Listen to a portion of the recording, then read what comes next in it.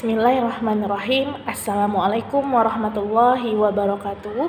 Kami dari kelompok 13 yaitu akan mengupas tentang jurnal yang berisi pandangan dari Syekh Muhammad Naqib Al-Atas tentang metodologi studi Islam. Pendidikan Islam pada hakikatnya terletak pada kriteria iman dan komitmennya terhadap ajaran agama Islam.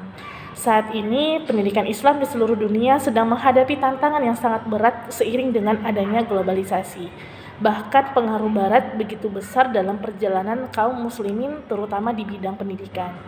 Mengingat hal tersebut, dalam artikel ini akan disajikan hal-hal yang terkait dengan Syekh Muhammad Naqib Al-Atas yang merupakan salah satu pemikir pendidikan Islam dan juga penggagas Islamisasi ilmu pengetahuan yang memandang pendidikan sebagai sebuah proses penanaman adab pada peserta didik.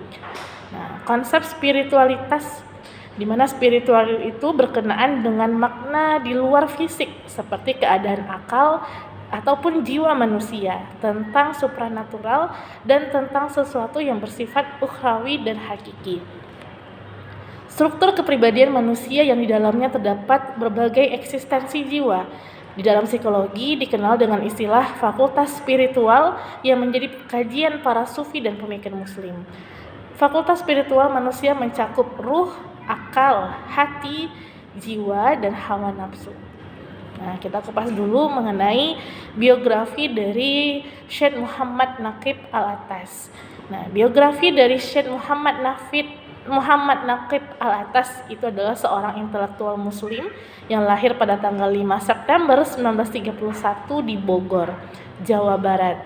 Nah, Al-Atas ini dapat dikatakan dia bibit unggul sebab dari kedua belah pihak, baik ayah maupun ibunya ini merupakan orang-orang yang berdarah biru. Nah, ibunya bernama Sarifah Rakwan binti Syekh Muhammad Al-Aidarus dari keturunan kerabat raja-raja pada kerajaan Sunda Sukapura di Singaparna, Jawa Barat. Nah, ayahnya bernama Syekh Ali bin Abdullah Al-Atas yang masih tergolong bangsawan di Johor. Syekh Ali Al-Atas sebenarnya berasal dari Saudi Arabia dengan silsilah dari keturunan ulama dan ahli tasawuf yang sangat terkenal dari kelompok Syaib yang berasal dari Saudi Arabia. Sejarah pendidikannya dimulai sejak Al-Atas masih berumur 5 tahun, yakni ketika ia berada di Johor Baru saat ia tinggal bersama pamannya, yaitu dari saudara ayah yang bernama Enci Ahmad. Kemudian selanjutnya Al-Atas ikut dan dididik oleh Ibu Azizah. Nah, sampai pecahnya Perang Dunia Kedua yaitu pada tahun 1936 sampai 1941 Masehi. Kemudian Al-Atas dan keluarga pindah ke Jawa Barat dan melanjutkan sekolah di Madrasah Al-Urwatul Wusqa. Nah, kemudian Al-Atas kembali ke Malaysia untuk memasuki dunia militer dengan mendaftarkan diri sebagai tentara kerajaan. Nah, Al-Atas juga belajar di berbagai sekolah militer di Inggris. Pada tahun 1957, Al-Atas mengundurkan diri dari militer dan melanjutkan pendidikan akademiknya di University of Malaya di Fakultas Kajian Ilmu Sosial selama 2 tahun. Lalu berkat kecerdasannya, beliau dapat melanjutkan studi di Institute of Islamic Students, McGill University, Kanada. Lalu Al-Atas melanjutkan studi ke School of Oriental and African Studies di Universitas London. Karirnya dimulai dengan mengabdi sebagai dosen di University of Malaya, kemudian diangkat sebagai ketua jurusan. Nah, tahun 1970 ikut mendirikan Universitas Kebangsaan Malaysia atau UKM dan diangkat menjadi guru besar. Kemudian ditunjuk sebagai direktur Istak pada tahun 1991.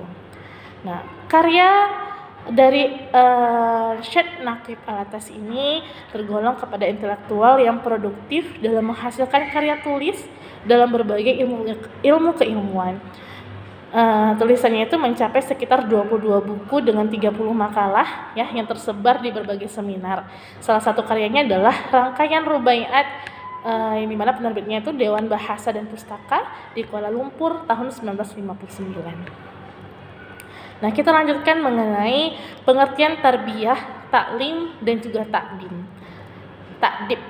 Ya, dalam konteks Islam, Pengertian pendidikan itu merujuk pada istilah yang biasa digunakan, yaitu taklim, tarbiyah, dan juga ta'dib. Dan yang paling sering digunakan itu adalah tarbiyah. Nah, namun menurut Al-Atas, istilah tarbiyah itu kurang tepat dan tidak memadai untuk membawakan konsep pendidikan Islam dengan alasan yang pertama adalah tarbiyah itu menurut Al-Atas pada dasarnya berarti mengasuh, menanggung, memberi makan, memelihara, membuat, menjadikan, bertambah dalam pertumbuhan, membesarkan, memproduksi hasil-hasil yang sudah matang dan menjinakkan. Nah, dari situ dapat diambil kesimpulan bahwa istilah tersebut tertuju bukan hanya untuk manusia saja, tetapi juga untuk semua makhluk. Sementara pendidikan dalam arti Islam adalah sesuatu yang khusus hanya untuk manusia saja. Nah, yang kedua, menurut Al-Atas, taklim itu berarti pengajaran. Nah, dengan demikian maknanya lebih sempit dari tarbiyah. Nah, dijelaskan lagi oleh Kemas Badarudin, kata taklim ini terdapat dalam Al-Quran sebanyak 41 kali ya, yang mengandung arti informasi, nasihat, pengajaran, bimbingan, ajaran, pendidikan formal, latihan, pendidikan, dan pekerjaan magang. Nah, sementara yang ketiga, menurut Al-Atas, takdib yang berasal dari kata adaba ini memiliki beberapa arti. Di antaranya mendidik, undangan penjamuan, kebudayaan, tata tertib sosial, kehalusan budi, kebiasaan yang baik, menghias, ketertiban, kepantasan, kemanusiaan, dan kesusastraan. Nah, di antara ketiganya yang sering digunakan dalam istilah pendidikan Islam itu memang tarbiyah. Namun dalam hal ini lebih menekankan pada konsep takdib. Nah, karena dalam struktur konseptual takdib ini sudah mencakup unsur-unsur pengetahuan atau ilmu, pengajaran, taklim, dan pengasuhan atau tarbiyah. Ya, kita lanjutkan ke pemikiran spiritualitas pendidikan Islam. Nah, pendidikan menurut Al-Atas itu adalah sebuah proses menanamkan sesuatu yang di dalamnya terkandung konsep adab di dalamnya. Nah, adab ialah pengetahuan yang mencegah manusia dari kesalahan penilaian. Penekanan adab ini mencakup amal dalam pendidikan, dan proses pendidikan menjamin ilmu digunakan dengan tepat. Nah, dalam sebuah pendidikan terdapat tujuan yang ingin dicapai, yaitu menghasilkan manusia yang sempurna, pribadi yang menggambarkan terwujudnya esensi manusia sebagai makhluk individual, sosial, bermoral, dan makhluk bertuhan. Nah, insan yang sempurna menurut Muhammad F.H. dan Zainuri Siraj itu adalah orang yang memiliki kemampuan intelektual dan spiritual tinggi, serta istiqomah dalam segala tingkah laku dan perbuatan. Nah, Al-Atas membagi ilmu menjadi dua bagian, yaitu ada ilmu fardu ain dan ilmu fardu kifayah, yang mana pada dasarnya semua cabang ilmu di atas memiliki keterikatan dan keterkaitan antara satu dengan yang lainnya, yang perlu diresapi dengan unsur dan konsep Islami, yang kemudian disebut dengan Islamisasi, yakni pembebasan ilmu dari penafsiran dan ideologi sekuler. Mungkin itu saja pemaparan dari kelompok 13. Mohon maaf apabila ada kesalahan. Allahu a'lam bishawab. Assalamualaikum warahmatullahi wabarakatuh.